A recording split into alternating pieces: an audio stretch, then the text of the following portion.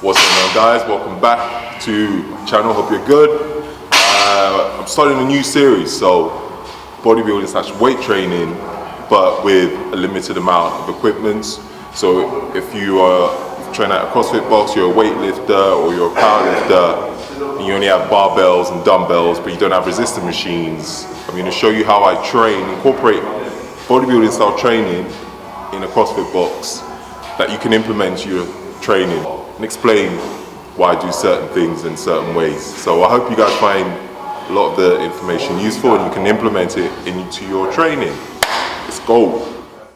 Okay guys, so we are going to start with push-ups. Now, before we even get to push-ups, make sure you guys spend at least 5 to 10 minutes doing some shoulder mobility before you start training. So have a look at my video. I'll try and put the link to my YouTube video for some of the upper body mobilities you can apply, or my Instagram video. So yeah, the aim of the push-ups is to do about 50 reps. That's right, 50. No half rep in these. I'm talking full solid reps all the way down to the floor and back up. Now just watch how my elbows are slightly closer to my body and not aligned with my delts. This puts less pressure on delts and focuses on chest. And make sure you are close to the ground, that you can almost kiss the ground when you're going down into the when you're going downwards. Don't have your elbows too close to your body, however, as that means more emphasis on triceps, which is what we don't want. So not too close, and again, not aligned too far out with your shoulders. The whole idea is to pre-exhaust the chest before the main workout. I've always done this before training chest. I usually do press-ups or cable flies. I find that it's the triceps and shoulders that fatigue before your chest, so before your chest when training. However, pre-exhausting the chest means it will fatigue equally.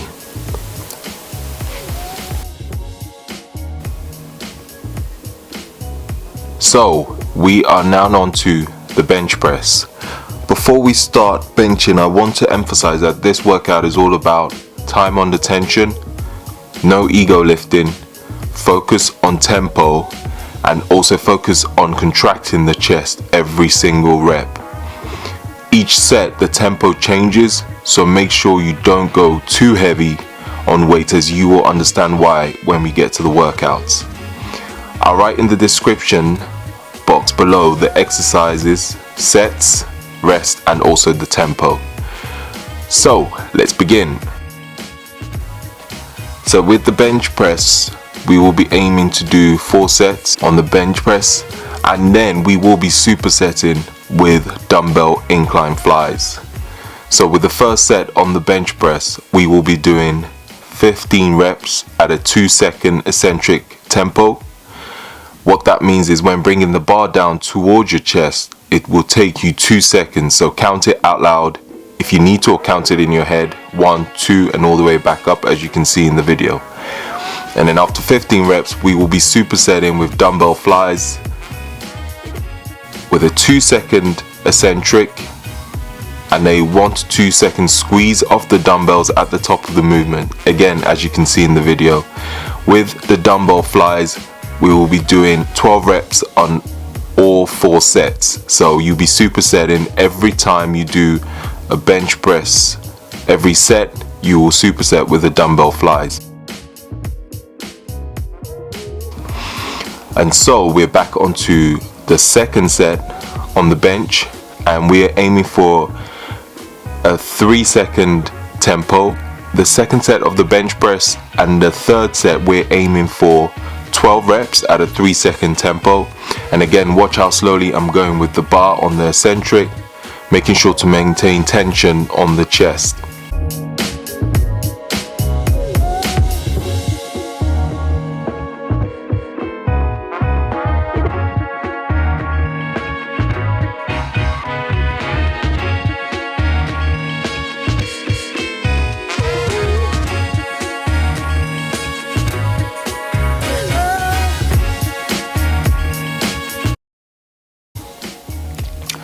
With the fourth set, we will be doing 10 reps at a 5-second tempo. Now remember, I told you about not going too crazy with the weights. Now with a 5 second, yes, 5 seconds, that makes it a lot more challenging. So some of you are probably wondering why am I going so slow on the eccentric? Well, the longer we can keep the muscle under tension, the more muscle fibers we're recruiting to assist the movement, which leads to hypertrophy.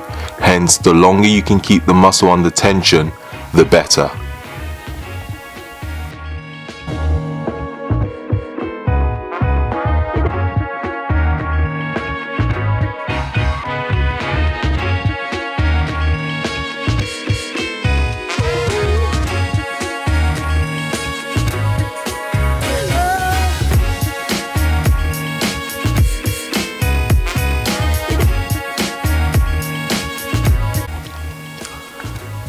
Now we're on to third exercise, which will be the pyramid dumbbell press, flat bench superset with dumbbell twist flies. I know that sounds weird, but I will explain that in the video. So we'll start with the pyramid press.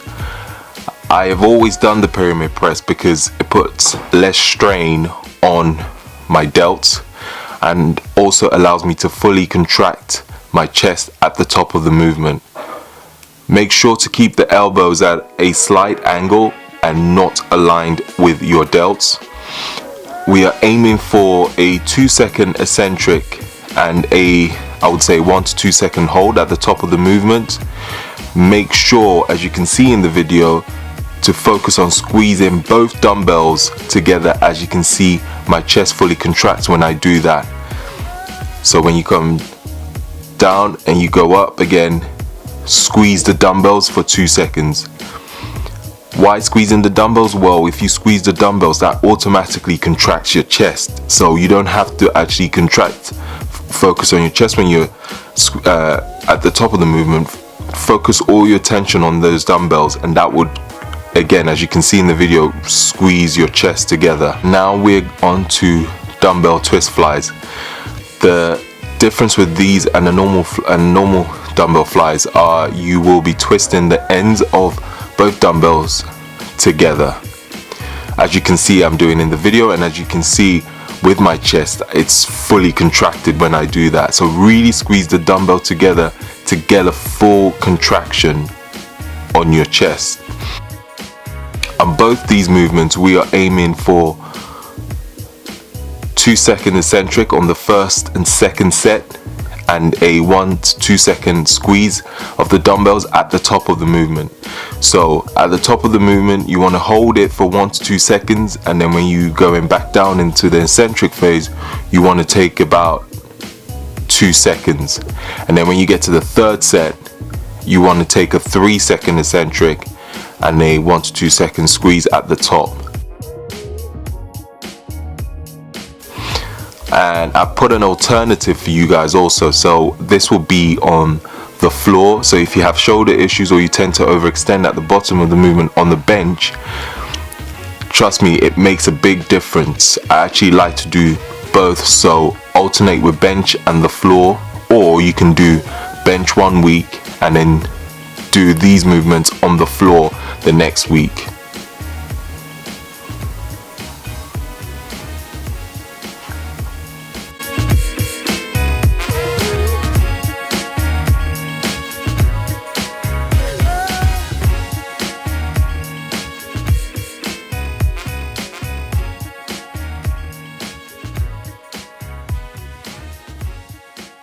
And the next exercise we'll be doing ring press ups, supersetting with bench dumbbell close grip press. Now with the ring press ups, again, the same principles with normal press ups. Elbows, bring your elbows in close to the body but not too close. So, but you don't also want it to be too wide, so it shouldn't be aligned with your shoulders.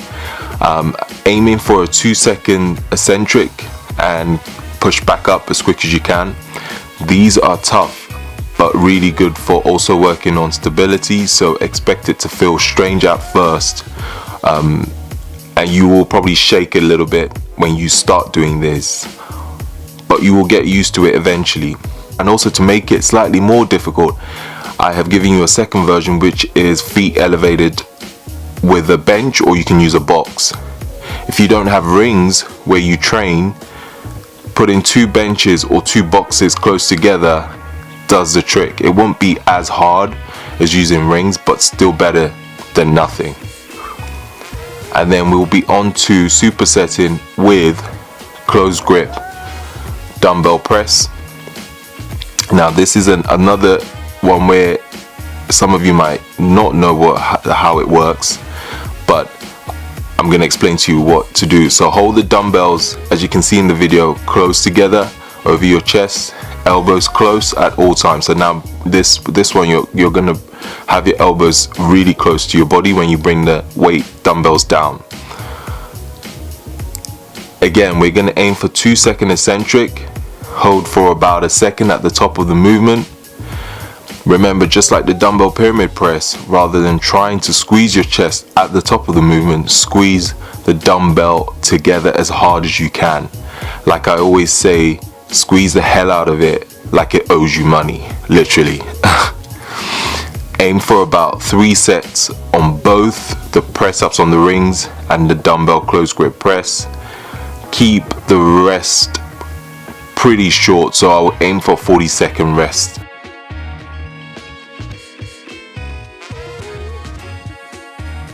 Most of these exercises I'll aim for about 45 to 60 seconds on the rest ranges as well, if I haven't put that if I haven't included that.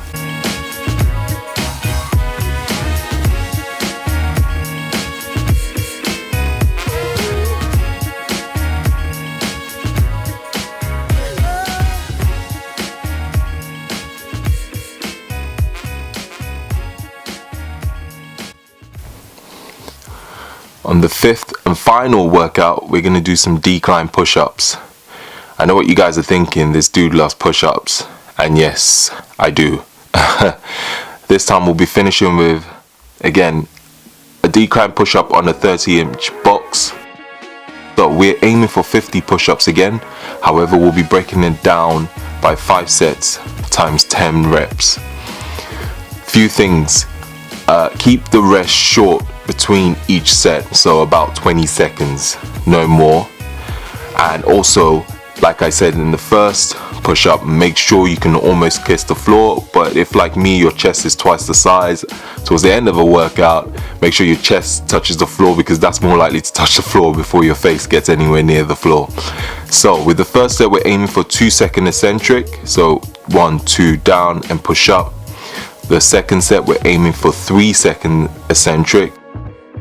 The third set, we're aiming for 4-second eccentric, so 1, 2, 3, 4, push up as quick as you can. The fourth one, we're aiming for 5 seconds, and then on the 5th and final one, we're aiming to go as quick as you can.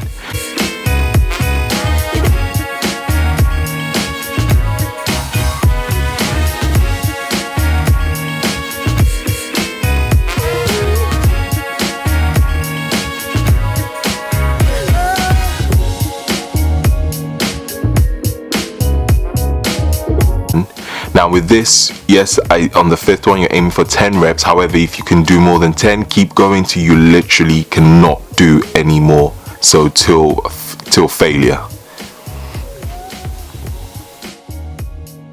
Well, everyone, hope you found this video helpful, and hopefully you can implement this into your training. My goal is to bring you workouts that everyone from all different fitness backgrounds can do, even with limited equipment.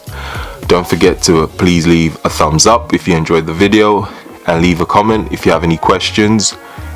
Thank you for watching, and hopefully get the next training video out to you soon.